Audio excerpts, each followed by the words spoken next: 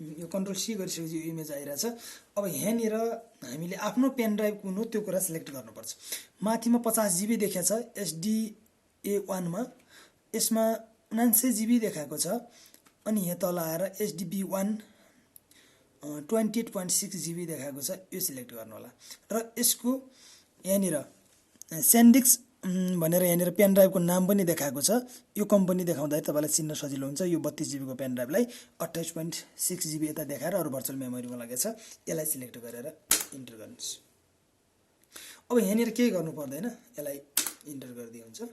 अब यहाँ आइसकेपछि यहाँनिर कहिले पनि इन्टर नगर्नु होला, यसलाई चाहिँ हामीले माउसले नै डन गर्नुपर्ने छ है। यहाँनिर क्लियर हुनु होला। अलिक झुकिने स्टेप भनेको यो हो। अब तपाईँ फेरि इन्टर थिच्नुहोस्।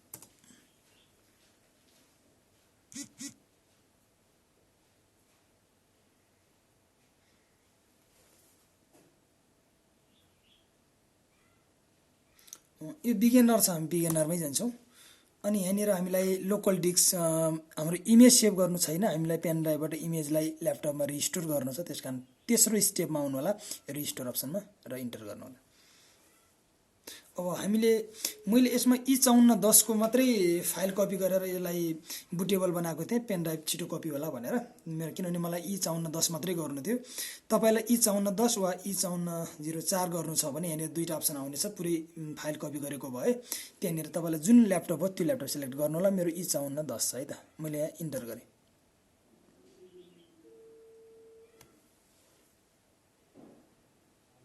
यो एसडीके आइसकेको छ, यहाँनिर यसलाई ओके गरिदिउँ, केही गर्नु पर्दैन।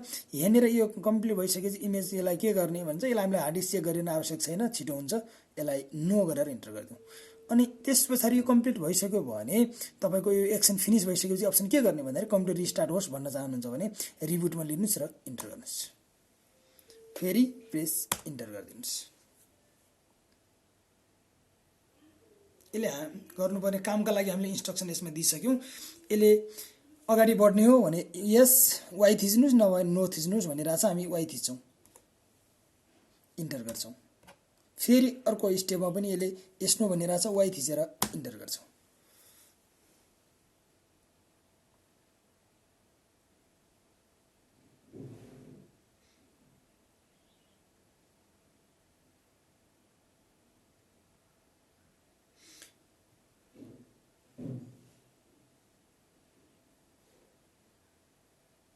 अब यसले पार्टिसन टेबलहरू चेन्ज गरिरहेको छ। अब यो बुट प्रोसेसमा हामीले केही पनि गर्नु पर्दैन, सिधै अब तपाईँको ल्यापटप यो प्रोसेस, यो डाटा ब्लक प्रोसेस जुन देखाइरहेको छ 1% माथि, अब यो तपाईँको 100% भयो भने तपाईँको ल्यापटप फ्रेस रूपमै ओएस प्लस ड्राइभर, त्यसपछि हामीलाई डिसिएका लागि चाहिने टोटल सफ्टवेयरहरू कम्प्लिट रूपमा तपाईँको सेटअप भएर ल्यापटप फ्रेस हुन्छ। त्यस पछाडि तपाईँले गर्नुपर्ने प्रोसेस भनेको मेगाम्याक्सर की एक्टिभेट गर्नुपर्छ, नत्र भने तपाईँको फिङ्गरप्रिन्ट र क्यामेरा रन हुँदैन। तपाईँसँग भएको मेगाम्याक्सर की डिएक्टिभेट भएको छ सक्सेसफुल्ली भने त्यो फाइल तपाईँले राखेको भएपछि त्यसलाई एक्टिभेट गर्न सक्नुहुन्छ। नभएदेखि आयोगबाट आएको कीलाई तपाईँले यसमा एक्टिभेट गर्नु होला। हामी अर्को भिडियोमा मेगाम्याक्सर की कसरी एक्टिभेट गर्ने भन्ने पनि राखिदिन्छौँ है। ल यति कम्प्लिट टाइम लाग्न सक्छ। तपाईँको यो भइसकेपछि तपाईँको यो विन्डोज कम्प्लिट भइहाल्छ। तल 19.30% मात्रै भएको छ, टाइम लाग्ला हैन।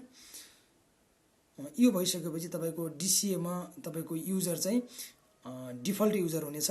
तपाईँ त्यो युजरबाट तपाईँले फोटो खिच्न पाउनुहुन्न, डाटा इन्ट्री गर्न पाइँदैन, त्यो सुपरभाइजर आइडीमा छ त्यो। त्यस कारण तपाईँले डिसिए खोलेर फर्स्टमै युजर सेटिङभित्र तपाईँले एउटा युजर क्रिएट गर्नु होला, जसमा आफ्नो नाम, पोस्ट, जिल्ला छानिसकेपछि तपाईँले अथोराइज के दिने, WDR दिने, ODR दिने अथवा डिस्ट्रिक्ट सुपरभाइजर दिने। डिस्ट्रिक्ट सुपरभाइजर त पहिले आएको जुन डिफल्ट त्यही छँदैछ। तपाईँले ODR अथवा WDR के दिने हो यो ल्यापटपमा त्यो अथोराइज स्टेप छान्नु होला। त्यस पछाडि आइडी दिनुस्। आइडी चाहिँ जुन व्यक्तिले तपाईँको डाटा इन्ट्री गर्ने त्यो व्यक्तिको नाम चाहिँ डिटेल रूपमा राख्नै पर्छ। कसले इन्ट्री गरेको भन्ने थाहा हुन्छ हामीलाई। त्यस पछाडि पासवर्डमा गएर त्यो पासवर्ड क्रिएट गरिदिनुहोस् र सेभ गरिदिनुहोस्। त्यस पछाडि तपाईँले मेगामेक्सर की राखेर ल्यापटपलाई एकचोटि रिस्टार्ट गरिदिनुहोस्। त्यसपछि तपाईँको ल्यापटप कम्प्लिट रूपमा रन हुनेछ। हेर्नुहोस् त 53% गइसक्यो। अब हाम्रो यति 100 पुग्यो भने हाम्रो ल्यापटप पुरै कम्प्लिट भइसक्यो। अपरेटिङ सिस्टम हाम्रो यसमा एक्सपी छ, 2GB मात्रै ऱ्याम भएको कारणले सेभेन अलि स्लो हुने हामीलाई एक्सपीको इमेज हो। ल हेर्नुहोस् त 100% मा गइसक्यो।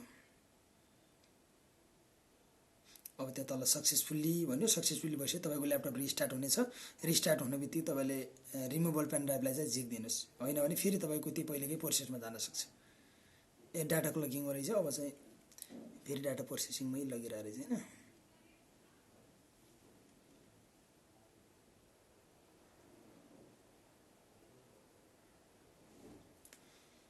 यो स्पेसल्ली हाम्रो दैलेखको विवेक सरका लागि बनाएको भिडियो हो। उहाँले आज हामी दुवैजना अनलाइनमै बसेर काम गर्दैछौँ। थोरै सपोर्टको लागि मैले यो भिडियो पठाउँदैछु। यसले विवेक सरसँगसँगै अरू साथीहरूलाई पनि यसले सपोर्ट गर्नेछ।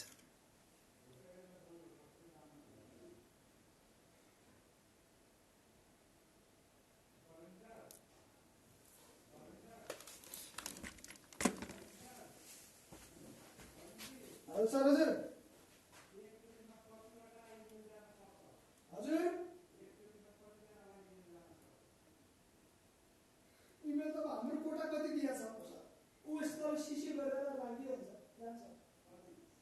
जान्छ आइडियो त लगभग 77 जिल्ला प्लस पठाएको सबैले जान्छ।